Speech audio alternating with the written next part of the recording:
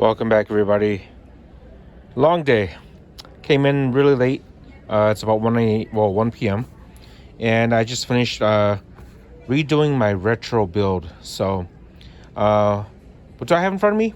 I actually have a Ryzen 5 5600X. I just bought it, the CPU. 16 gigs of 3600 megahertz RAM. I'm sorry, 32 gigs. And it's put into this old I believe it's a Thermaltake case. Can't really recall. But I love the case. Very retro.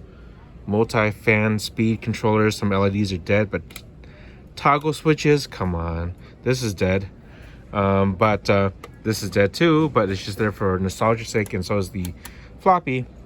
Everything else is fairly functional. I didn't hook up the front audio panel connector, and the top fan is not functional. But here is the rest of the build, because I'm turning it with one hand. So, but I had to get this done because I don't have a modern enough system to run Windows 11, and so I fixed a lot of computers, built a lot of computers, very powerful computers, but I really don't need anything really more powerful. So what I had in here before was 6700K, 32 gigs of RAM, and M.2, and it ran everything.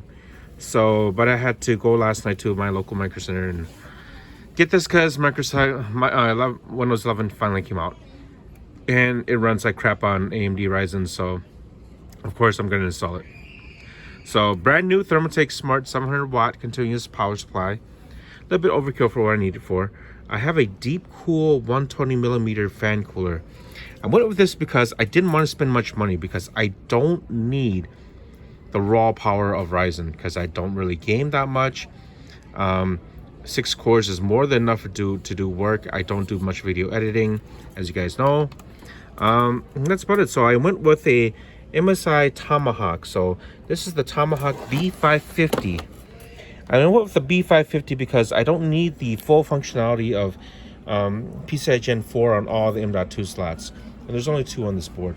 So the top one is, I have a 1 terabyte Inland V Pro that just came out a few days ago, and it has a Phison P18 controller, I want to say, or 15, PCI Gen 3, read speeds of 3000, write speeds of roughly 3000. So fairly decent. Independent operations per second, about 400,000, read write, roughly around there.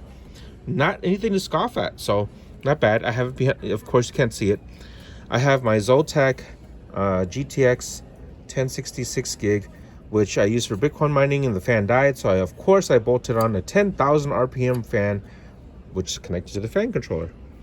And then this is also a 10,000 RPM rear 80 millimeter fan for exhaust. And airflow is not a real issue in this case, because it's open case. All these are open up here, and I have a 2 terabyte drive and a 500 gig, and then a DVD up here. And so not anything really crazy on this computer, but I do need it to run Windows 11.